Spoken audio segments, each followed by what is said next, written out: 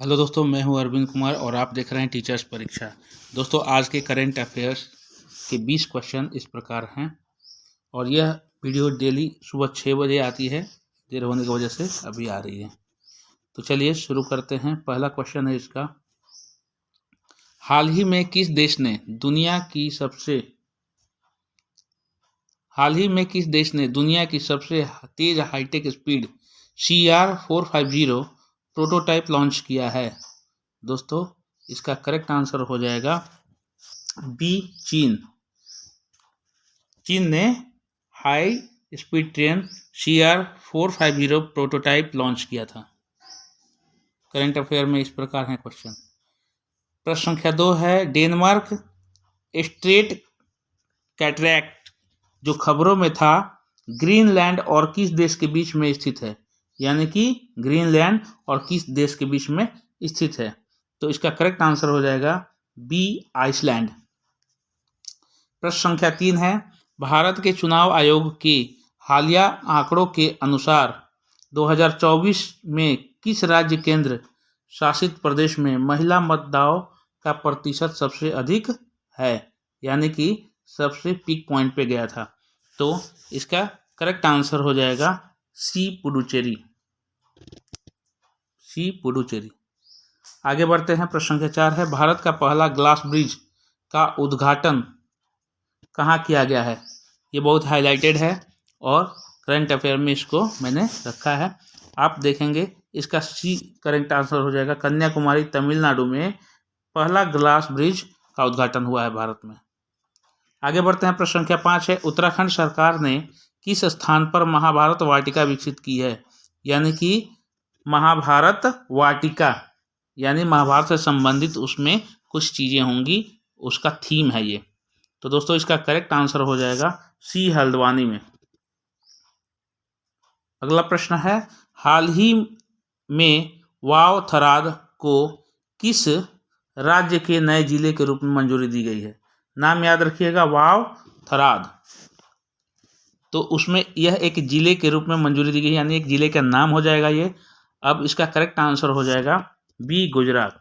वाव थराद ये नाम रहेगा उनका। 7वां है प्रश्न, हाल ही में खबरों में रहा INS सूरत। नाम दोस्तों ध्यान दीजिएगा, INS सूरत, INS सूरत नाम दिया गया है। क्या है ये? इस नाम का किस चीज को ये नाम दिया गया है? तो इसका करेक्ट आंसर हो जाएगा स्टील्थ डिस्ट्रॉयर, यानी कि स्टील्थ डिस्ट्रॉयर डिवाइस है। ठीक है, तो ये इस रूप में काम करेगा। 8वां है, किस संस्थान ने टिटनस के निदान और प्रबंधन के लिए एक किफ़ायती उपकरण विकसित किया है? यानी एक संस्थान का इसमें से नाम है जहां पर यह है, और इस संस्थान में एक IIT तो है, पर चारों जगह में से कौन से IIT ने टिटनस के निदान का प्रतिबंध के लिए किफ़ायती उपकरण यानी कि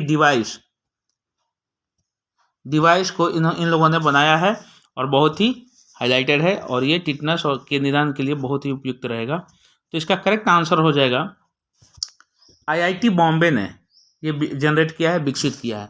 करेक्ट आंसर सी हो जाएगा, IIT बॉम्बे ने एक ऐसे उपकरण का निदान किया है जो टिटनस के निदान और प्रबंधन के लिए किफ़ायती उपकरण रहेगा। प्रश्न संख्या 9 है, वन पारिस्थितिकी तंत्र को हरित सकल घरेलू उत्पाद से जोड़ने वाला पहला राज्य कौन सा है? यहाँ 4 राज्य दिए गए हैं और पहला राज्य कौन सा होगा? इसका करेक्ट आंसर हो जाएगा सी, छत्तीसगढ़, जो कि वन पारिस्थितिकी तंत्र को हरित सकल घरेलू उत्पाद यानी हरित सकल घरेलू उत्पाद, याद रखिएगा, ये घरेलू उत्पाद से इसको जोड़ने वाला पहला राज्य बन गया। प्रश्न संख्या 10, ब्राजीलियन मखमली चींटी प्रजाति मुख्य रूप से किस निवास स्थान में पाई जाती है? दोस्तों, वर्ल्ड वाइड क्वेश्चन है और ये अक्सर ही प्रश्न आ जाते हैं, ये बहुत हाईलाइटेड है, इस पर काम चल रहा है इसका जानकारी। तो प्रश्न संख्या 10 का उत्तर हो जाएगा बी, झाड़ी रेगिस्तान है, उसमें ब्राजीलियन मखमली चींटी प्रजाति मुख्य रूप से निवास करती है, पाई गई है, और यह इस समय के खबरों में है। प्रश्न संख्या 11 है, महिला उद्यमियों को सशक्त बनाने के लिए मीरा भाईंदर नगर निगम यानी कि MBMC महाराष्ट्र द्वारा शुरू की गई पहल का नाम क्या है? तो इसमें से नाम चार्ट दिया गया है, उसमें से क्या नाम है? प्रश्न संख्या 11 का करेक्ट आंसर होगा फरल सखी, नाम दिया गया है फरल सखी, उस पहल का नाम दिया गया।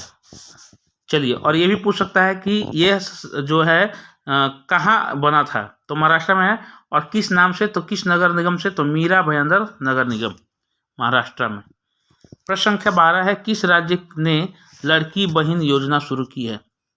यानी कि ये थीम है, लड़की बहन योजना शुरू की, और इस थीम के साथ किस राज्य ने पहल किया है, सबसे पहले योजना शुरू की है? तो प्रश्न संख्या 12 का करेक्ट हो जाएगा ए, महाराष्ट्र ने लड़की बहन योजना का शुरू किया है। प्रश्न संख्या 13 है, ध्यान से देखना है कि सार्वजनिक व्यय में पारदर्शिता और जवाबदेही के सुधार के लिए CAG कैग यानी हाईलाइटेड संस्था है, कैग द्वारा उपयोग किए जाने वाले डिजिटल प्लेटफॉर्म का नाम क्या है? तो यहाँ पर 4 डिजिटल प्लेटफॉर्म दिया गया है, 3 ऑप्शन दिए गए हैं, और इसमें से आपको करेक्ट आंसर चूज करना है। तो इसका नाम दिया गया है ओपन डेटा किट यानी ODK नाम दिया गया है। और अगला प्रश्न है 14, किस राज्य सरकार ने शहीद माधो सिंह हाथ खर्चा योजना शुरू की? यानी कि कुछ हाथ में खर्च होने चाहिए, तो इसके लिए हाथ खर्चा योजना यानी कुछ पैसे वितरित किए जाएंगे, और किसके नाम से? इनके नाम से योजना शुरू किया गया है। और किस राज्य में? ये पूछ रहा है कि 4 राज्य दिए गए हैं यहाँ, और राज्य का नाम पूछ रहा है, तो इसका करेक्ट आंसर हो जाएगा डी, ओडिशा ने शहीद माधो सिंह हाथ खर्चा योजना शुरू किया है। ठीक है, करंट अफेयर में अगला क्वेश्चन है 15, हाल ही के खबरों में मुकुना व्रैक्टियाटा क्या है? हाईलाइटेड है, बहुत ही फेमस अभी हुआ है, जनरेट हुआ है, और इसमें देखा जाएगा कि ये न्यूज़ अभी चल रहा है। तो ऐसे ऐसे प्रश्न आपके पेपर में सभी एग्जाम्स में कहीं भी आ सकते हैं, आप इसको ध्यान दीजिएगा। तो इसका करेक्ट आंसर हो जाएगा 15 का ए, क्षुद्र ग्रह है। यानी यह एक ऐसा क्षुद्र ग्रह है जो कि हाल ही के खबरों में रहा है। मुकुना व्रैक्टियाटा इसका नाम दिया गया है, वैज्ञानिक नाम दिया गया है। चलिए आगे देखते हैं। प्रश्न संख्या 16 है, भारत का पहला जैविक मत्स्य पालन क्लस्टर किस राज्य में लॉन्च किया गया है? क्लस्टर का हिंदी मीन आप जानते होंगे, गुच्छा होता है। तो ये जैविक मत्स्य पालन क्लस्टर किस राज्य में लॉन्च किया गया है? यानी 4 राज्य का नाम दिया गया है, और आपका ऑप्शन इसमें कौन से राज्य ने लॉन्च किया है, उसको करेक्ट आंसर हो जाएगा डी, सिक्किम राज्य ने यह पहला जैविक, फर्स्ट पूछ सकता है कि पहला जैविक मत्स्य पालन क्लस्टर किस राज्य ने लॉन्च किया। अगर दूसरे राज्य ने फिर दोबारा किया तो वो दूसरा हो जाएगा, तो ये पहला, ये भी ध्यान दीजिएगा, आगे के सवालों में याद रखिएगा। तो सिक्किम ने इसको लॉन्च किया।